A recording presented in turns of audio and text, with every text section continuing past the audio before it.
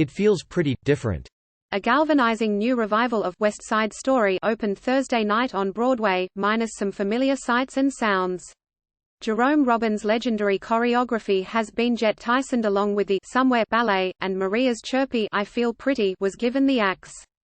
There's no longer an intermission, with the musical now running a breakneck 1 hour and 45 minutes.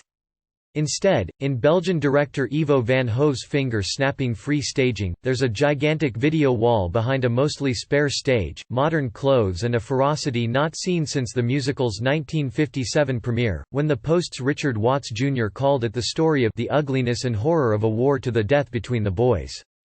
With that in mind, Van Hove's visceral take is spot on for 2020. As long as kids are still being born into a lousy world, West Side Story shouldn't be a trip down memory lane, it should be raw and real. By pushing back against what we remember from the Oscar-winning 1961 film, a musical that many can recite line by line becomes newly suspenseful and gripping. It's still the Romeo and Juliet inspired story of Tony Isaac Powell of the Jets gang, and Maria Shireen Pimentel, the sister of the rival Sharks gang leader, Bernardo Amar Ramazar. The couple meets during a dance at the gym and, at great risk to themselves, fall in love. But every step in this well-worn plot comes as a startling surprise, starting with the gangs themselves. As we watch during Leonard Bernstein's booming prologue, when a camera pans across the cast's faces, the racially specific animus Puerto Ricans versus the Polish and Irish is largely gone. It's still there in Arthur Lawrence's book and Stephen Sondheim's lyrics, but in an effort to reflect modern-day New York and its evolving conflicts, the casting is totally diverse, and devastatingly young. At first, Van Hove's vision can be discombobulating. Doc's Drugstore, a kind of truce zone for the Sharks and Jets, has been turned from a friendly 50s soda counter into a fluorescently lit corner bodega. A video camera explores the shop as if it's an indie film set, squint and you can spot a can of Ajax in the back. As the gangs make plans for a deadly rumble, I couldn't help but think of the horrific 2018 gang slaying of a 15-year-old boy at a Bronx bodega. The whole production pulses with such relevance, just wait till you see the blood-soaked Somewhere. Chances are, the closest you've come to seeing a production of this musical without Robbins' original moves is at a high school that couldn't quite nail them.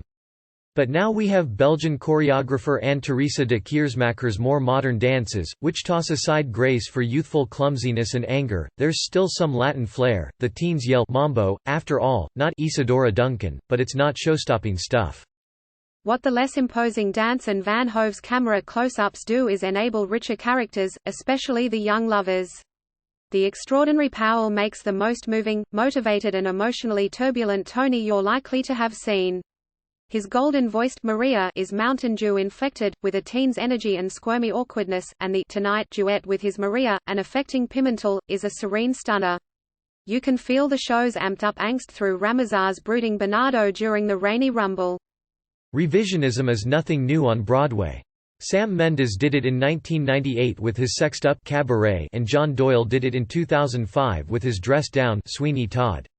The latest was Daniel Fish's Oklahoma, which pushed aside that show's happy spirit for judgy politics. But as strange and new as this West Side Story may appear, Van Hove's production has the utmost respect for the original.